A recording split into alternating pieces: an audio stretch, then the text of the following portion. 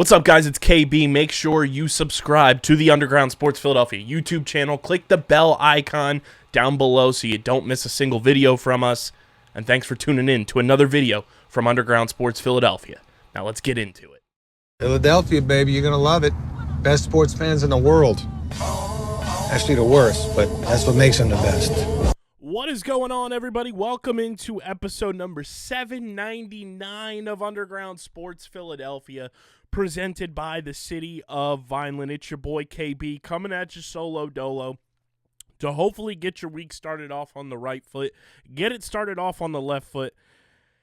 And unfortunately, we're not walking down the road to victory this week. We'll get into the Eagles' loss on Black Friday, why it was embarrassing, why something needs to change before Monday Night Football against the Los Angeles Chargers. We will talk about something important in that game that happened today during the Sunday slate of games. We'll go around the NFL. We will also talk about the Philadelphia Flyers just playing an elite brand of hockey right now, and those boys are buzzing on ice. And guess what? Don't look too soon. Right now, as of the last time I checked, because I was just trying to fulfill agendas here, but looking at our Philadelphia Flyers, ladies and gentlemen, don't look now. They're a point behind being in third place in the Metropolitan Division. Okay? And that is with 2 games in hand to the Washington Capitals and 1 game in hand to the Hurricanes and Devils.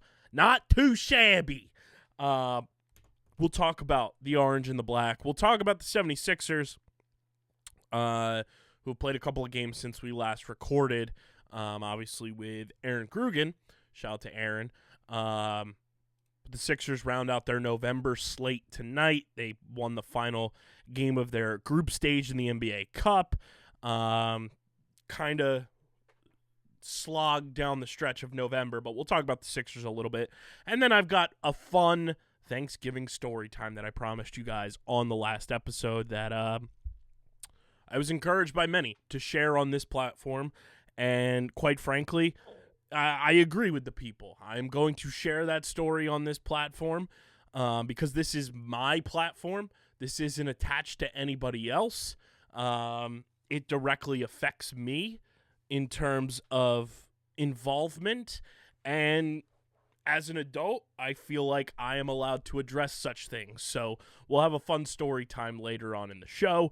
But before we get into everything, make sure you guys are following us on the socials at Underground PHI across the board. We're on every social platform. It really helps us continue to reach new audiences when you follow us. So please, please, please hit that follow button on Twitter, Instagram, TikTok, Threads, Facebook, wherever you follow us.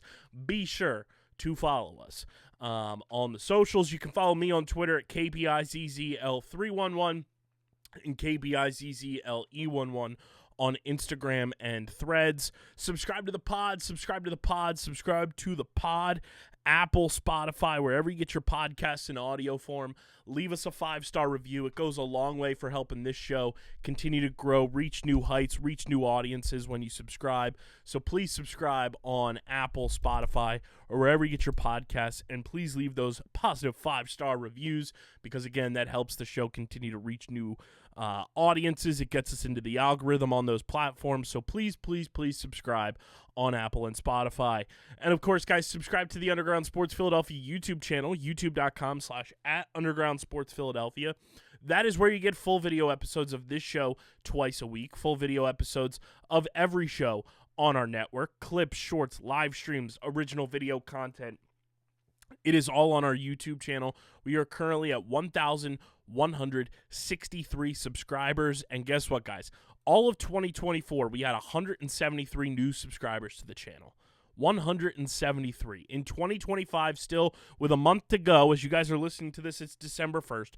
With a month to go, we are at 279 new subscribers this year in 2025.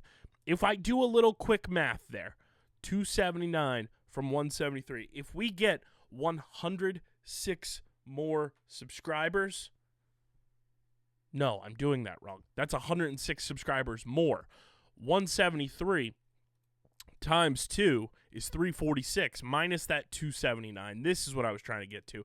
If we get 67 more subscribers this year, we will double our subscriber count from 2024. That would be badass. Can we make that possible these next 31 days here in 2025? It is the final countdown. It's a grind time here at Underground Sports Philadelphia as we push towards, new milestones and everything. So can we get 7 more subscribers to make sure that we double our subscriber count here in 2025 from what we had in 2024?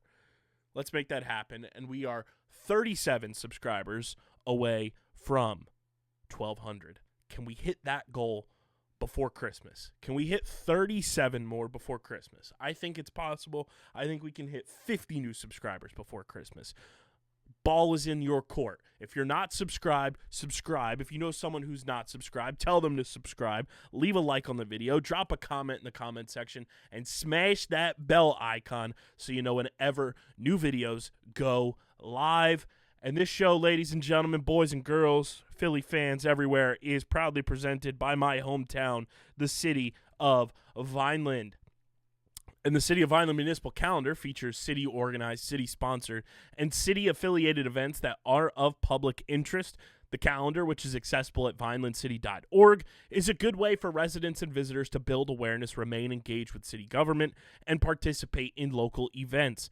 You can also follow the City of Vineland on social media via their Facebook, Instagram, LinkedIn, and YouTube pages. And through these tools, you can stay connected to the community and get important announcements about programs and services offered by the city. Vineland, New Jersey, where it's always growing season. And big thank you to Security 21 Security Systems and Paul J. Gillespie Incorporated for their continued support of this podcast.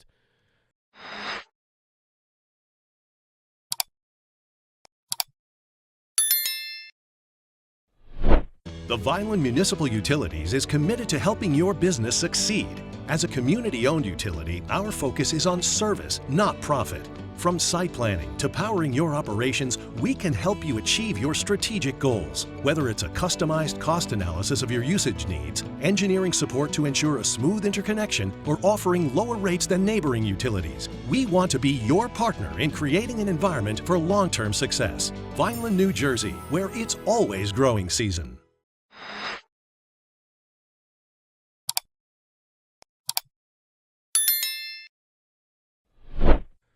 Ladies and gentlemen, Sierra. Just kidding. No. The Eagles is what we're going to lead the show off with here.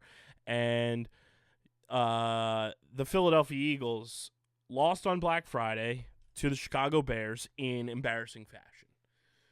24-15, your final score. A lot of head-scratching decisions in this game.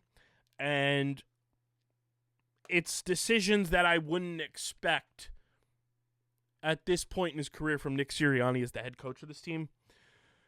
The running game was working so well early in the game, and it was like, oh, look, we have a little momentum running the football. And then they just went away from it. And then when they went away from it, they went to the passing game. It worked with A.J. Brown. It worked a little bit with Devontae Smith. But there were moments where the passing game was just stalling this offense completely, and it was like, can we run the football again? It seemed like it was working. Why did we go away from it? The stupid penalties continued, something I said could not happen in this game. The defense just got gassed.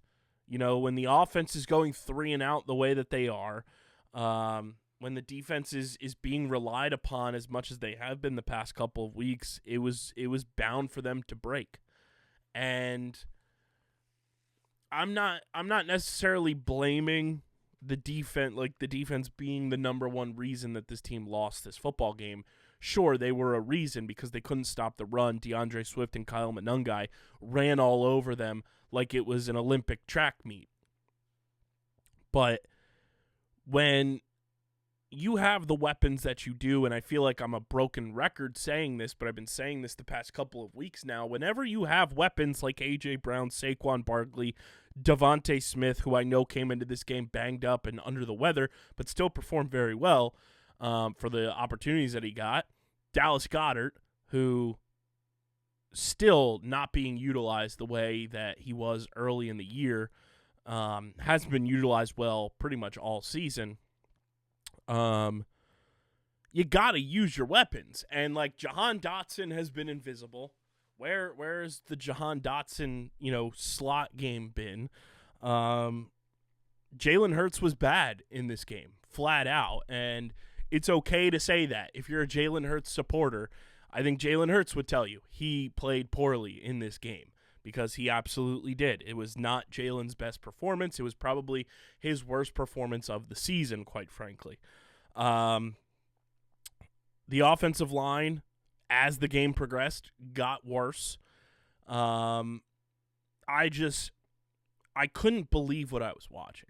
It was, and after the game, you've got C.J. Gardner-Johnson calling into Emmanuel Acho and LaShawn McCoy's show, saying that the Eagles were predictable.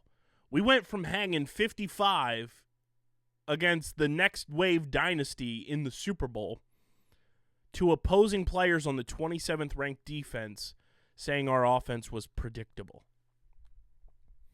This is, mind you, a defense that was missing 4 linebackers and 3 that could have been active for this game had they not been injured. 1 is on injured reserve, but 3 linebackers were ruled out in this game. And you just refused to run the football down their fucking throats. And, it just begs the question, like, why?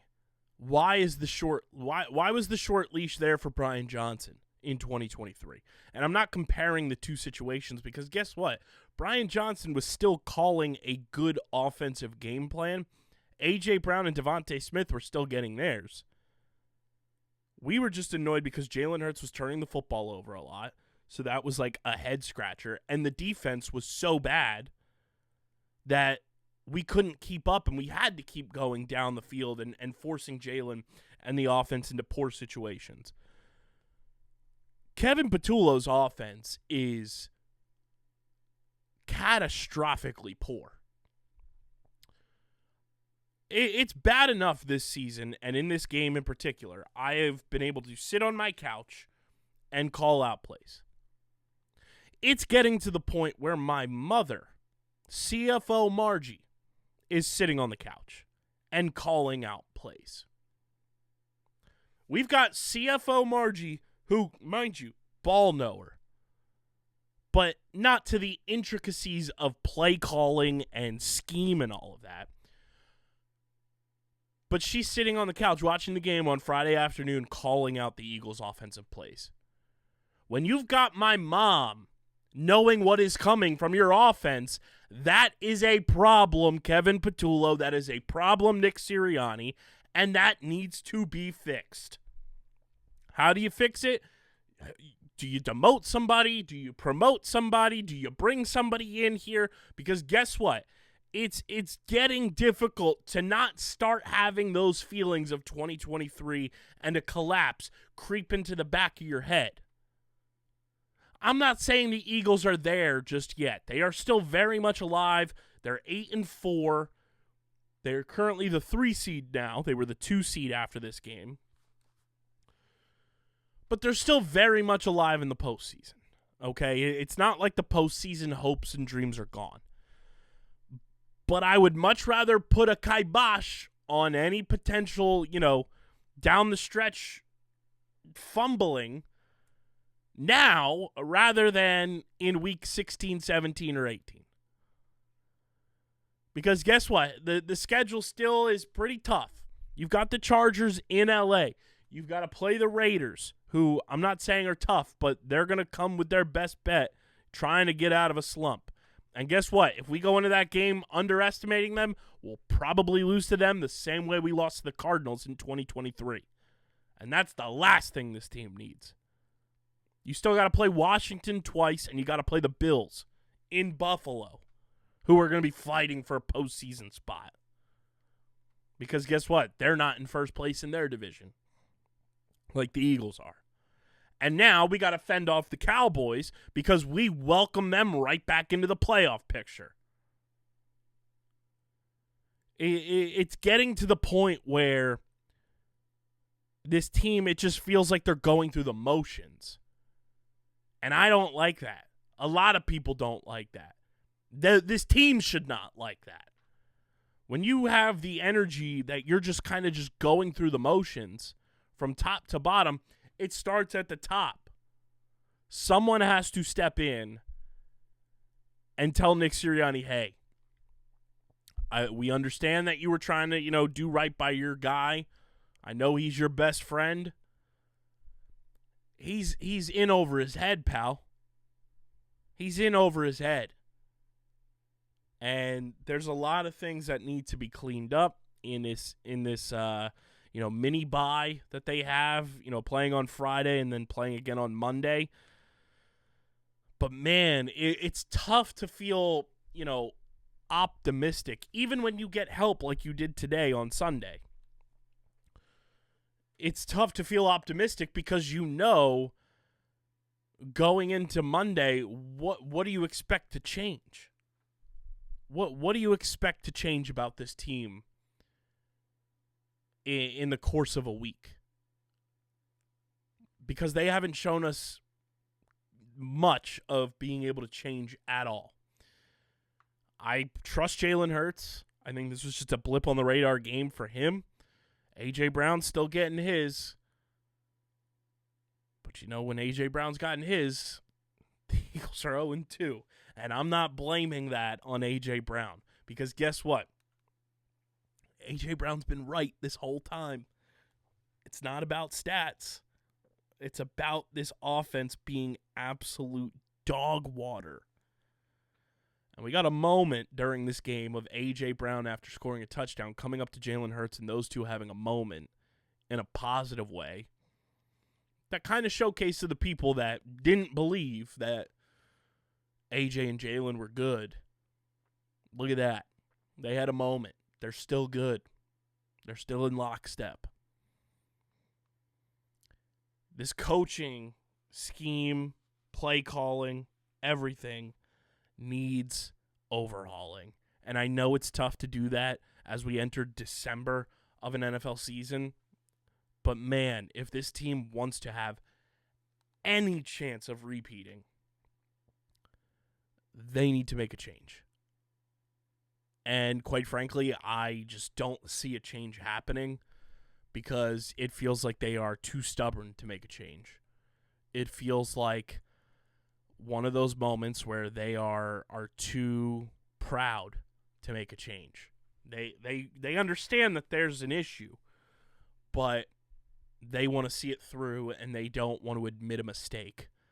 And that's kind of what this feels like. And I'm genuinely stunned that Jeffrey Lurie hasn't stepped in, especially after the way they lost to the Cowboys, and allowed Kevin Patullo to continue coaching as the offensive coordinator. At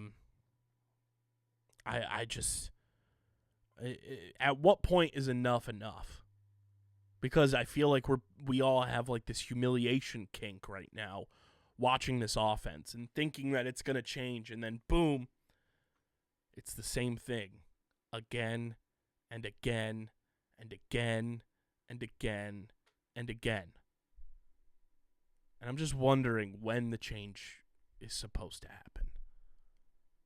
Because, quite frankly, I don't like this humiliation kink. I don't kink shame. But, man, is this getting tough to watch.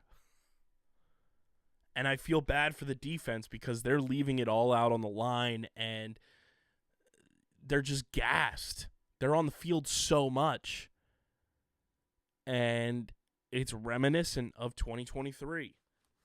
But obviously we have a better defensive coordinator, but it's very reminiscent of 2023 in that sense, where the offense can't do a lick of anything. The defense goes out to try to save our asses, and the moment that it just gets too much, they break because they are gassed. Something has to change. Will it? I doubt it. But man, does something have to change. It's frustrating, guys. I understand. And the one thing that will not change is just how incredible it is when we're all down in the dumps to just rely on a locally sourced beverage, and that is our friends at Kenwood Beer, the official beer partner of Underground Sports Philadelphia. It's a refreshing light beer, just 4.1% ABV, 120 calories, just 8 grams of carbs. We had Kenwood Beer out on Thanksgiving. It's my mom's only beer she drinks. The OG enjoys it. Had a couple family members try it out. Kenwood Beer, it is the official beer partner of Underground Sports Philadelphia. You can go to kenwoodbeer.com and use the Kenny tracker to see who's got Kenwood Beer on tap in the Philadelphia, New Jersey, Pittsburgh, Maryland, and Delaware areas. You can also find Kenwood Beer at your local liquor store, convenience store, and grocery stores in those markets.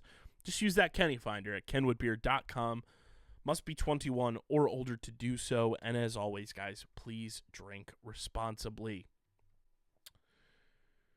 Let's go around the NFL, shall we? But some big news with the Eagles' upcoming matchup that we'll talk about the matchup a whole lot more, both on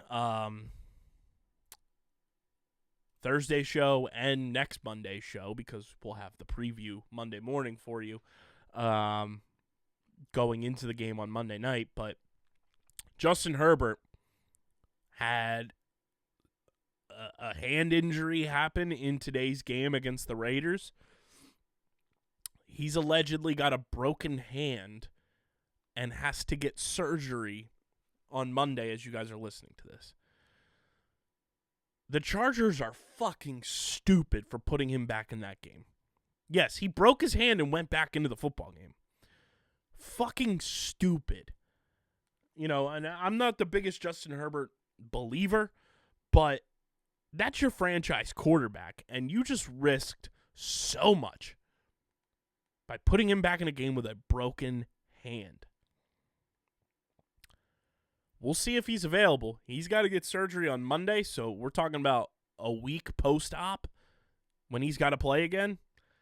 I don't know. We might be seeing Trey Lance for the Chargers, but a lot remains to be seen. They put him back in afterwards, so who knows? We may see Justin Herbert. But crazy, crazy development, something we will definitely be keeping an eye on here as the week progresses. But let's go around the NFL. Thanksgiving, we had 3 games. The Packers beat the Lions in Detroit 31-24. Badass halftime show. Jack White brings out Eminem. Very, very Detroit and very cool. Jack White's the man. The Cowboys beat the Chiefs 31-28. Jerry World's Venmo went through in that game because the Chiefs got penalized the most they've been penalized all season long down in Jerry World. The Bengals absolutely steamroll the Ravens. The Ravens are an interesting case study this year, man. And why do I say that? It's because I have Lamar Jackson on a fantasy team, and he has been terrible. Bengals 32, Ravens 14, Bears 24, Eagles 15. The Dolphins hold on to beat the Saints 21-17. They got the rare 2-point conversion run back for 2 in this game. The Texans upset the Colts in Indianapolis 20-16. The Jets hold on to beat the Falcons 27-24. The 49ers take down the Browns 26-8. The Panthers keep pounding. Big time win that helped the Eagles and keep the window open for the 1 seed. The Panthers win in Carolina against the Los Angeles Rams 31-28. One of the best games of the day. Hands down, if not the best game. The Titans lose to the Jaguars 25-3 with that win, and the Colts loss. The Jaguars move into first place by tiebreaker in the AFC South. The Buccaneers hold on to beat the Cardinals 20-17. The Seahawks blank the Vikings 26-0. The Bills take down the Steelers in Pittsburgh 26-7. The aforementioned Chargers beat the Raiders 31-14. and arguably one of the best games of the day, if not the best game. Broncos 27, Commanders 26 in overtime. Incredible game there. And then on Monday Night Football, we've got a rematch of the 2007 season and 2011 season Super Bowls as the Giants head up to New England to play the Patriots. It would be hysterical if the Giants beat the Patriots again. A lot of interesting games when you look around just the NFL playoff picture and kind of just see where teams are now. The Broncos, Patriots, Jaguars, Ravens are the 1 through 4 seeds. Chargers are the 5 seed. Colts are the 6 seed, and the Bills are the 7 seed. Houston right behind them. Pittsburgh still in the mix. Kansas City still in the mix. Dolphins hanging on for dear life. Titans and Raiders are officially eliminated from playoff contention. Bears are the 1 seed in the NFC. The Rams are the 2 seed. Eagles are the 3 seed. Buccaneers are the 4 seed. Seahawks are the 5 seed. Packers are the 6 seed. 49ers are the 7 seed. Lions, Cowboys, Panthers all in the mix. And that's kind of it. The Falcons are 4-8. The Vikings are 4-8. I told everyone preseason the Vikings were not going to be good this year. Cardinals eliminated from playoff contention. The Commanders are still alive somehow at 3-9. The New Orleans Saints are eliminated from playoff contention, and going into the week, the Giants were eliminated from playoff contention. So a lot of teams eliminated. Playoff picture going to start taking shape a little bit. Shall we go to the playoff machine and see what has to happen for the Eagles to get the 1 seed? Let's see if we go to week 13. Let's just say the Patriots win for AFC purposes. Let's say the Lions beat the Cowboys, the Dolphins beat the Jets, the Ravens beat the Steelers, the Bucks beat the Saints, Jaguars beat the Colts, maybe, who knows? Browns beat the Titans, Vikings beat the Commanders, Seahawks beat the Falcons, Bills beat the Bengals, Broncos beat the Raiders. Let's say the Packers beat the Bears. Let's say the Rams are probably going to beat the Cardinals. Let's say the Texans beat the Chiefs for once, and the Eagles beat the Chargers. Nothing really changes outside of the Rams and Bears flip-flopping, and by virtue of that tie that the Packers have, and them being the winner there, they would jump to the 2 seed, which is fascinating that stupid tie is going to come into play, I'm sure. We go to week 15, the Bucks, the Bills, Patriots. Let's just say the Bills win there. Ravens, Jaguars, Chargers, Texans, Bears probably beat the Browns, Eagles, Seahawks.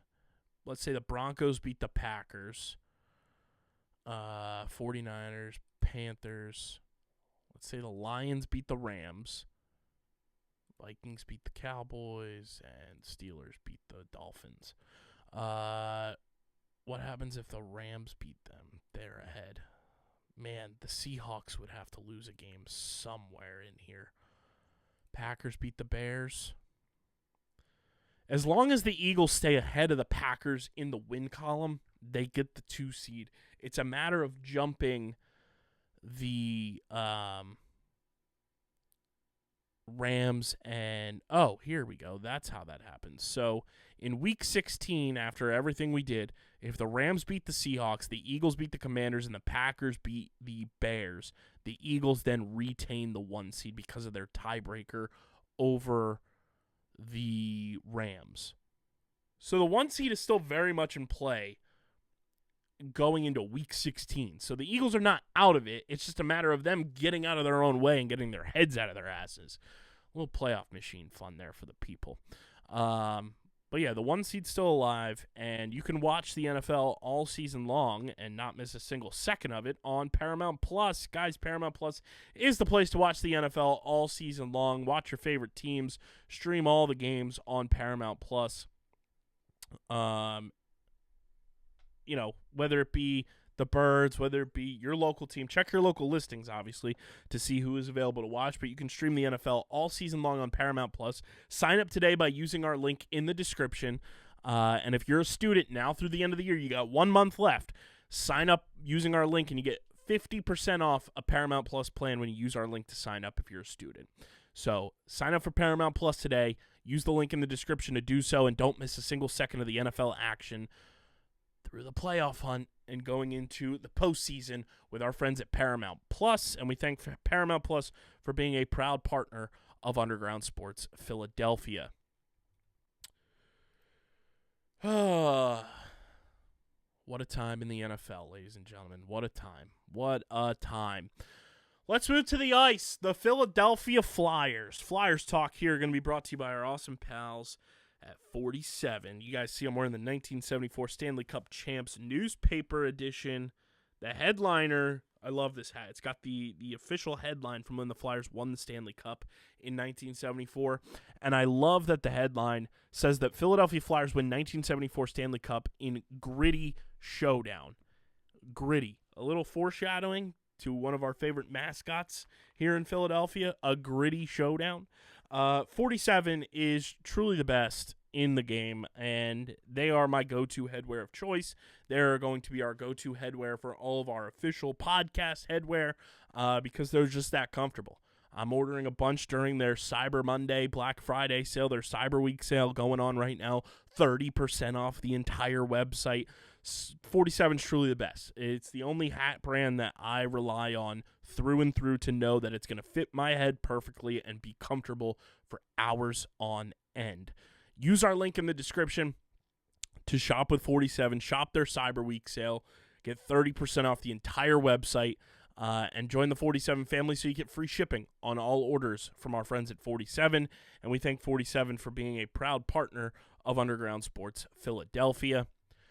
The Fly Guys are buzzing, ladies and gentlemen, on the ice. They are bringing it, okay? They are on a tear. Like one that I haven't witnessed from this Flyers organization in quite some time. Dating back to November 20th, they beat the Blues in overtime. They double up the Devils 6-3 at Xfinity Mobile Arena. They go to Tampa and lose 3-0. They bounce back and beat the Panthers 4-2 on Wednesday. Then they beat the Islanders 4-3 in the shootout on Friday. And then on Saturday, take down the Devils again 5-3. In their last 6. In their last 6 games, they are 5-1. Obviously, a couple overtime shootout situations there, but 5-1 in terms of wins and losses in their last 6. And to me, this team is just playing outstanding hockey right now. And when you look at just the way the Flyers are putting up points, the way that guys are scoring, I'm going to pull up Hockey Reference here to just take a look at their stats leaders. Like, they are 14-7-3 with 31 points as we head into the month of December. That's incredible. Their goals for 68, a little to be desired. It's 27th out of 32 teams, but their goals against is 67, 6th of 32. They're playing incredible defense, and you just look at the overall, statistics for this team right now. They are just flying on all cylinders. And you look at guys leading the way in points. Trevor Zegras with 24 points this year. Travis Konechny with 19. Owen Tippett with 17. Christian Dvorak, who has been an unbelievable signing by Danny Briere, with 16. And Coots with 15 is your top 5. Michkov right behind with 14. Noah Cates with 13. Cam York with 12. Tyson Forster with 12. Bobby Brink with 10. Jamie Drysdale with 10. You have 11 guys who are in double-digit points right now, and in goals, you have Zegras with 9, Forster with 9, Tippett with 8, Michkov with 8, Dvorak with 6, Bobby Brink with 6, TK with 5, Noah Cates with 5, and Sean Couturier with 4. You have 9 guys with at least 4 goals this year. Zegras has 15 assists, Konechny with 14, Couturier with 11, Cam York with 11, Dvorak with 10. 5 guys with double-digit assists on the season. And that's not even talking about the way the goalie's been playing, because Dan Vladar has been awesome. He's 10-4 this year. 10-4-1, excuse me. Sam Urson is 4-2-2, and he's been incredible in shootouts this year. And Alexei Kolosov is 0-1 on the year. But at the end of the day, you're getting great goaltending. Trevor Zegras is playing at an elite level for this team, which I told you all he would be. I told you all going into the season when Trevor Zegras was traded for that he was going to be an elite player. And I mean, just look at the way he performed in this game for the Flyers against, where did my thing go here? Against the Devils. Just an incredible shot on goal that he had. It was just poetry in motion. Look what he did against the Islanders. Trevor Zegras has been a revelation, and I told everyone when we traded for him from the Ducks, he's going to become a fan favorite. He's going to be that type of player that we love rooting for in Philadelphia. I'm happy we have him. I'm happy that Michkov is starting to find his stride quite a bit. 2 goals against the Devils, which was awesome. TK had a great game. Owen Tippett stayed hot. This team is just playing so well under Rick Tocchet, and I think that's a combination of it too. You've got the young, hungry players on this team that are being coached up well by a very good head coach. And, you know, I had my reservations about Tocchet coming into the year, but man, he's got this team just playing at such a great level right now, and, you know, who would have thunk going into December, this team would be 1 point off of top 3 in the Metropolitan with 2 games in hand against the team in front of them and 1 game in hand against the other 2 teams. They've only played 24 games, 31 points. They're averaging more than 1 point per game. That's exactly what you want from a winning team. 73 goals for, Hockey Reference wasn't updated yet. 67 goals against, a +6 goal differential. They're 6-2-2 in their last 10. Won 3 in a row. And you look at their games upcoming, which I think Casey Owen and I are trying to go to that Golden Knights game so we can boo the shit out of our former goalie. But going into December, you've got a home game against the Penguins. You're home against the Sabres, home against the Avalanche, home against the Sharks, home against the Golden Knights, home against the Hurricanes. That's a 6-game homestand upcoming against, let's see, the Penguins, who you're in front of, the Sabres, who are bad, the Avalanche, who are very good, so that'll be a nice little litmus test for you. The Sharks, who are like middle of the pack. You're a better team than them by just looking on paper. And then the Golden Knights, who you're about the same as, and you have a game in hand against them. They have a 0 score differential and 30 points. You have more points than the Golden Knights. That's a game the Flyers can easily win.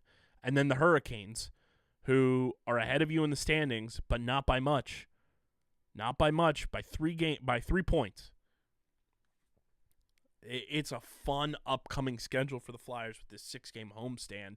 And I think it is truly in their grasp to go like 4-2 in their next 6 games at home. They should be able to beat the Penguins, be able to beat the Sabres. They'll probably lose to the Avalanche, which is totally fine, but at least give them a fight.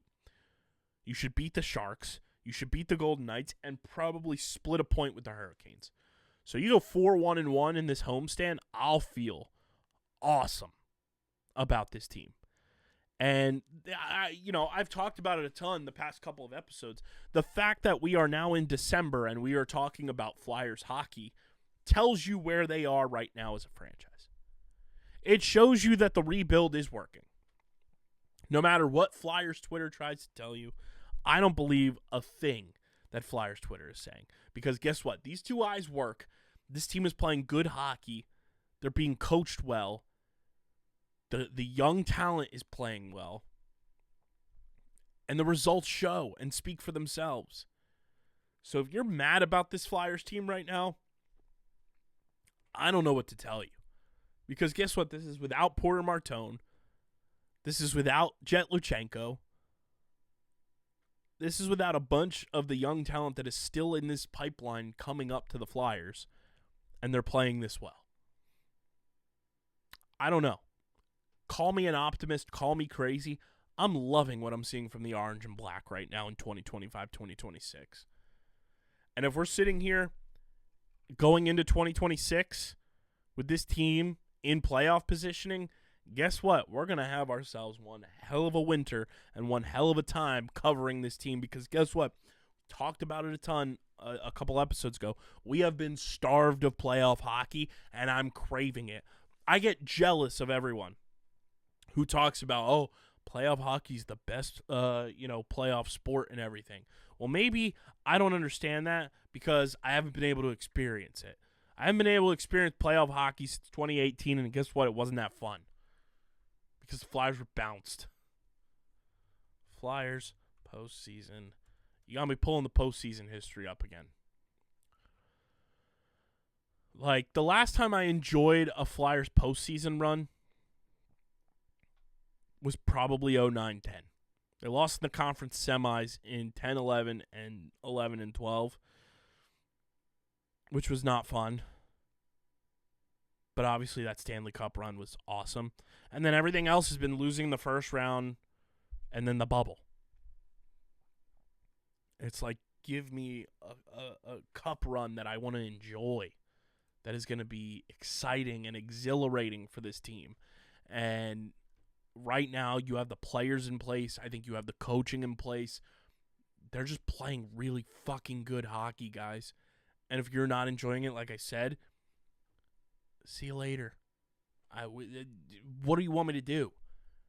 You're here listening to a casual Flyers fan who has bought into this rebuild and really sunk my teeth back in last year with Michkov Mania coming through. And then year 2, you bring me Trevor Zegras, and this team is playing this way with a Flyers legend as the head coach. I don't know. I'm having fun. And guess what? I think we should all be having fun when a team that has had very little success over the past decade plus is playing this way and is playing a fun brand of their sport. Because that's what the Flyers are doing right now. They are playing a fun brand of hockey that we should all be enjoying.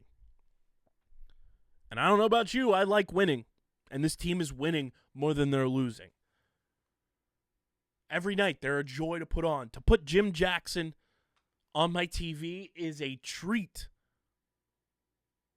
So guess what? I'm going to keep hyping up this Flyers team. I'm going to keep talking about them. When Harrison gets back on the pod, which will be very soon, we're going to keep talking about the Flyers.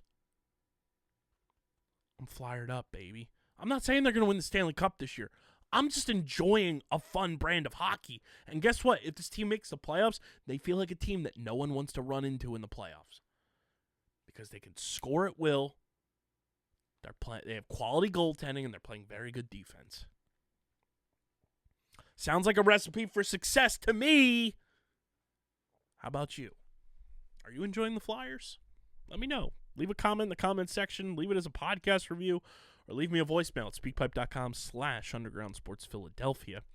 But shout out to the Fly guys. The orange and black are bringing me a lot of joy. And the one team that brought me joy this week.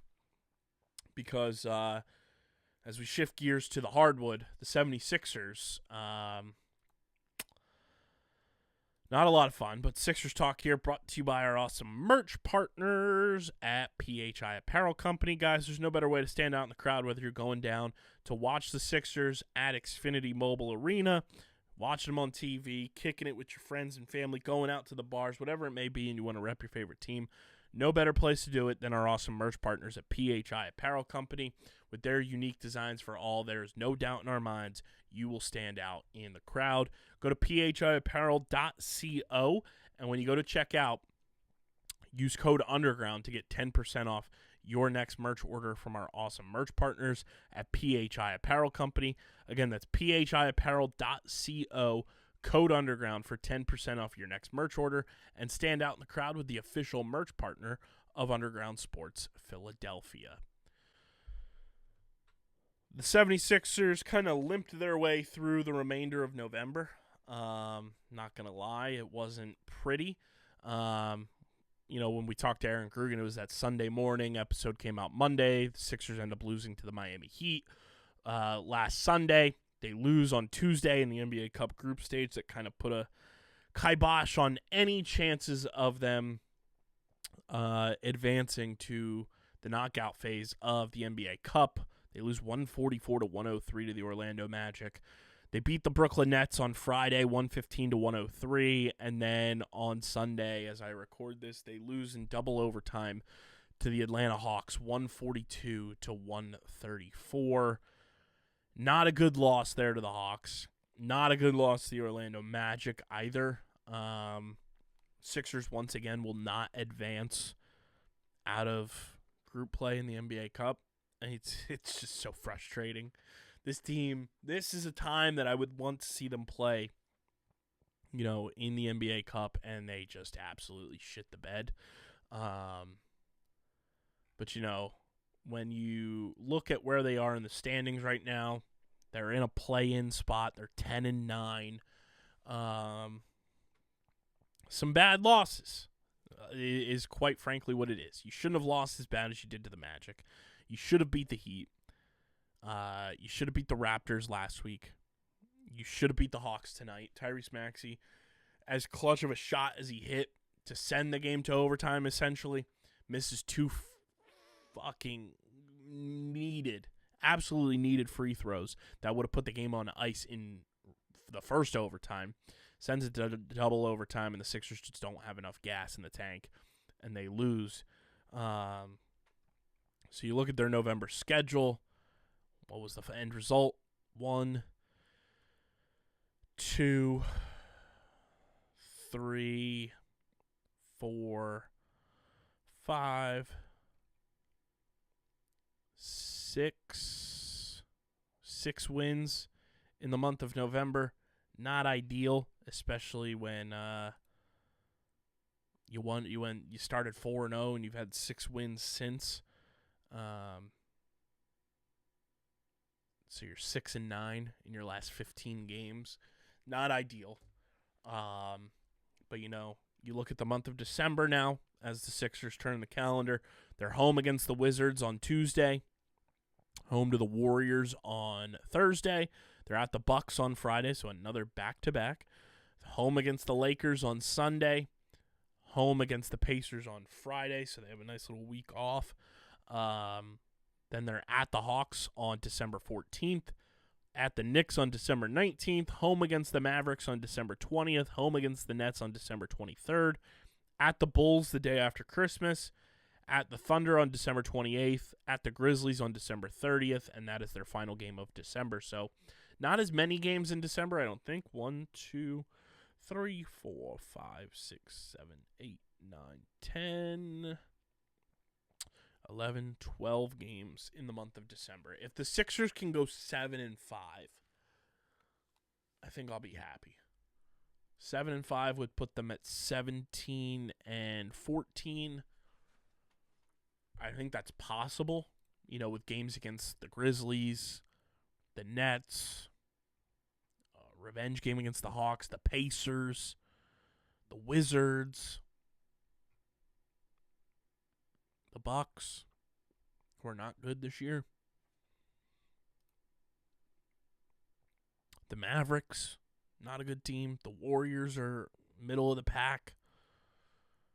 There's some room for the Sixers to get some wins here in December and kind of erase November a little bit and make some adjustments there. But also a weird, moment in the game against the Hawks. Nick Nurse trying to call timeout, and he was livid, like beyond the emotion that I would have expected from Nick Nurse in a moment like that. Just he was calling for the timeout. Ref was right in front of him, didn't see it. And who knows? I mean, I'm not going to say that cost the Sixers the game, but it's a moment that you're like, damn. Imagine if they gave him the timeout, what would have happened there? But who's to say? Who's to say? Aaron Grugan will be back on the show in the near future for sure to talk about the Sixers and where they go here in December. As deadlines for contracts and stuff like that start to approach as well. She's going to fill us in the 411 on all of that, what the Sixers do with certain players and how things will shape up once, the trade deadline rolls around in February. But we got a long ways before that. But hopefully 7-5. That's what I'm stamping my hopes and dreams for the Sixers record in December to be.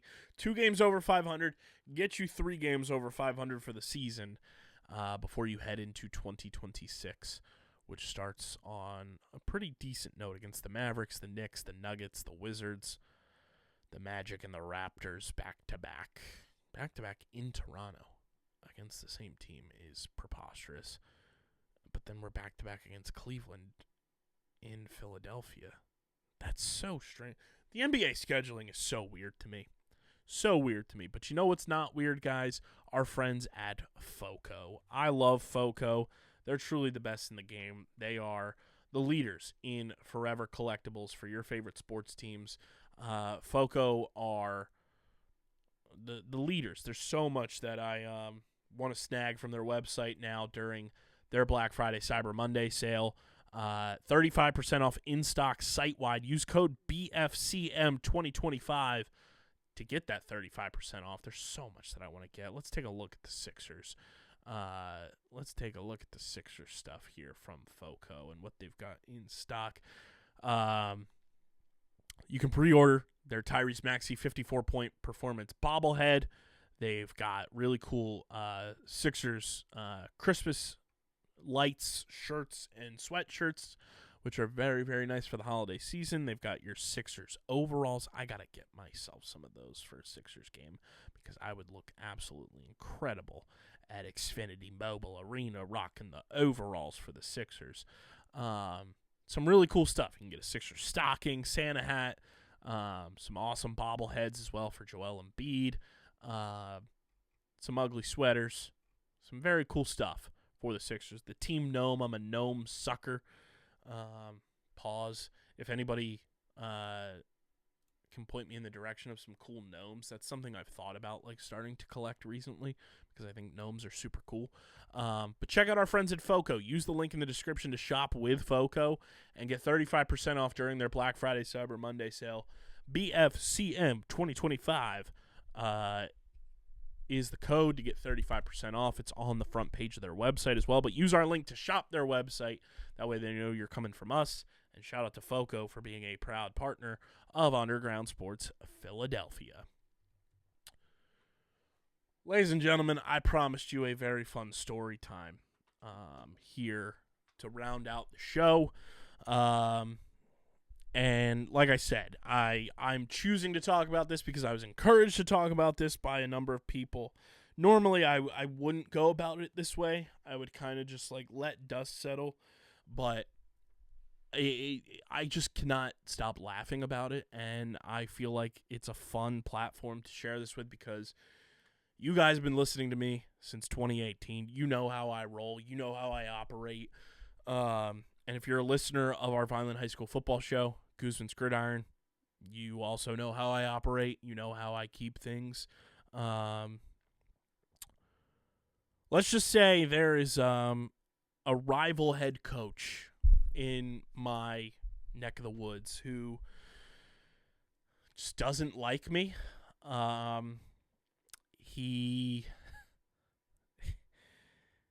guess I just live rent-free in his head and in their program's head because on Thanksgiving Day, as you all know, I'm the play-by-play broadcaster for Vineland High School Sports, so I call the football game on Thanksgiving morning. We did our pre-show podcast to put out for the people to preview the matchup, and on that show, I was going through just things. I call every Vineland football game. I'm not going out to any other games because I'm working. So I'm looking at numbers. I'm looking at things that are in front of me to break down and predict and preview things. And this is all in an analysis standpoint. This is not in a taking cheap shots standpoint. This is not in a malicious way. This is not me tearing down student athletes. This is not me doing any of that, which I would never do in the first place, if you know me. I'm very pro-student athlete, student, emphasis there. And I want them all to succeed. I root for anybody from South Jersey to succeed, whether it be Vineland, Millville, Bridgeton, all over South Jersey. I am a champion of South Jersey sport. That's part of my brand. So we are thrust into our broadcast job. We are set up in the bleachers this year, which was not expected going into the broadcast. Normally we're in the booth, but it was on the road. We were at Millville, and we were thrust into the bleachers of the home side as the away broadcast. So you can imagine the tension in the air there, as, hundreds upon hundreds of Millville fans are staring upon the Vineland broadcast in their bleachers. We're preparing pregame for opening monologue, just things we're going to talk about, when we're going to go live, all that kind of stuff. Millville's coach approaches me, and I know it was directed at me in particular because he doesn't know my broadcast partner, who is brand new at his position this season in the football booth, from a stranger in a line. So I know he's trying to approach me with what he proceeds to say. So he walks over and says, "I want to thank you for saying what you said on that show. It really lit a fire under us. Last time you said that stuff about us, we hung 65 on y'all. I'm going for 70 now." End quote. As he continues to stare and shake his head at me and taunt us. Just very childish, very unprofessional. My response to him was, thanks for the support and thanks for listening to the show. Because at the end of the day, you're listening to a show, you're watching a show, and giving us views. Hate views count as double, in my opinion. You're tuning into a show that is heavily sponsored, that people want to support, and by giving me views, you're only allowing me to go out and pursue more sponsorship opportunities for a show that is highly successful here at this company. So I thank him for the support. He proceeds to walk back to his sideline, doing a little more taunting. Millville scores the second play from scrimmage in the game. He turns around, is looking at me, pointing at me and our broadcast setup, shaking his head, taunting us. And all I can do is laugh. And it's just very funny to me that you're supposed to be focused and coaching a game that allegedly means so much to you that you're willing to put up 70 points because your opposing broadcaster decided to break down the game using statistics that are all factual. You came close to a 0 score differential this year. Your defense gave up over 200 points this year. So by not watching you in person, I'm using what I have seen from our team versus what I've seen on paper about your team to analyze a game in a pregame analysis. Now, the game went topsy-turvy because their defense knocked our quarterback out of the game, who sustained a concussion, I believe, and was not able to return to the game. And early on, they put up points. He continues taunting us, continues to look back at us, is staring at us throughout the entire game, and it's just very funny to me. It's very funny to me. I genuinely cannot stop laughing about it to this very moment where I don't think about this human being at all during the year. The only time he pops into my brain is, oh, he's the coach of Millville. We're playing Millville on Thanksgiving. I'm preparing for the podcast and the broadcast for Thanksgiving week. That's the only time that he pops in my head. Other than that, I don't think about him at all. But it's very prevalent and very noticeable that I live rent-free in his head, his coaching staff's head, and a lot of his players' heads too. Which, thank you for allowing me to be able to purchase real estate in this housing economy here in 2025 in one way, shape, or form. After the game, which we ended up losing 55-7, I was told you were going to hang 70 on us. I guess counting to 70 is pretty hard. After the game, I have a part of his coaching staff chirping me from the sideline. I have opposing players chirping me, to which I retort, thanks for the support. Thanks for listening. Again, a hate listen counts as double to me. Because you're so caught up on listening to what an opposing broadcaster has to say, and it lives that rent-free in your head, that you have to try to chirp back in a malicious and venomous way, too. I'm all about this. I'm a Vineland High School alumni. I understand the Vineland-Millville rivalry dynamic better than most. I enjoy the rivalry. It's fun. It's supposed to be fun. But when you step over that line and make it personal and try to approach me as an adult while you are allegedly a grown adult and make it venomous and make it hostile, that to me is just silly. It's just, have some shame. Have a little humility. Be an adult. Because guess what? Your attitude is a reflection of your program. And when I have high school students thinking it's okay to just openly talk shit in, again, a hostile way to me, when in all essence, I'm a stranger to every single member of your program. I'm a stranger to you. You've never had an adult conversation with me in your life. The first time you've ever had a conversation with me was when you hostilely approached me pregame. So to me, the fact that you can't even talk to me as an adult is an indictment on you as a person. And I'm not here to talk about people as who they are as people. But to me, that is a horrendous first impression that you have given off. And I'm just going to remember that about you until the end of time. Whether we, are able to, settle whatever differences you have about me. Because guess what? I have no ill will towards you, my friend. I have nothing terrible to say about you, even after you approached me in such a venomous and hostile way. Even after your coaching staff and players are coming at me in a hostile and venomous way. I have nothing bad to say about you. But I'm going to remember the way you treated me, and that is just clocked as the first impression I have of you that will live with me forever. And guess what? In a week, even less than, I'm not going to remember you. You are irrelevant to my existence. I will go on and live my life the way that I do. I will continue doing my daily routines the way that I do. But to me, it certainly seems like I have a nice plot of land rent-free in your head, in your program's head, that you think about me all the time.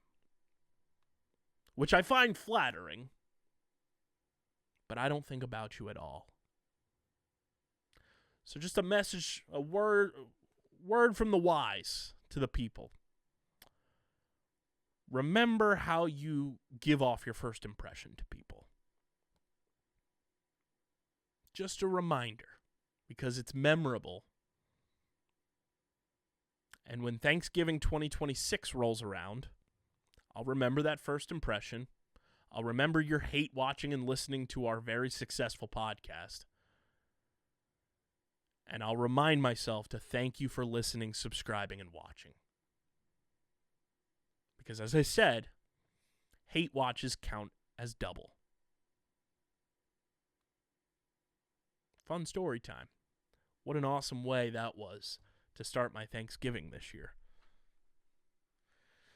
But it is fun to know that I live rent-free in a multitude of human beings' heads the way that I do. That's all I've got for you guys on this one. make sure you're following us on the socials at Underground PHI across the board. We're on every social platform. It really helps the show continue to grow. It lets us continue to reach new audiences, whether you hate us, love us, or you're just in between and you're looking for a new outlet for Philly sports coverage. We are the place for you. So be sure to follow us on Twitter, Instagram, TikTok, Threads, Facebook, wherever you are on social media, we are there. You can follow me on social media at KBIZZL311. That's on Twitter, KBIZZL E11 on Instagram and Threads. Subscribe to the podcast feed, Apple, Spotify, wherever you get your podcasts in audio form. Leave us a 5-star rating and review. Maybe hashtag rent-free as the podcast review of the week. If you leave that there, I will mention it on the show next week. But please subscribe on Apple and Spotify. It helps the show continue to reach new audiences, and it allows us to do more dope stuff with and for you guys. And subscribe to the Underground Sports Philadelphia YouTube channel, youtube.com/@UndergroundSportsPhiladelphia.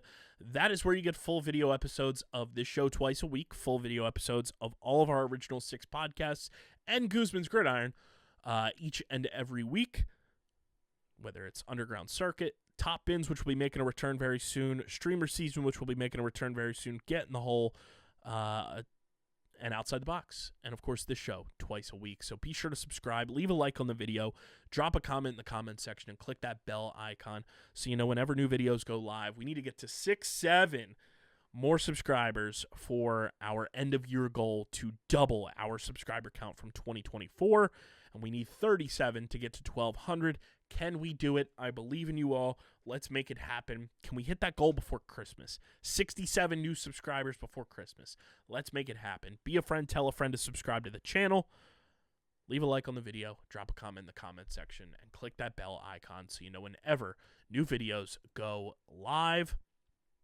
And this show, ladies and gentlemen, is proudly presented by the city of Vineland. Yes, my hometown is the presenting partner of this here podcast.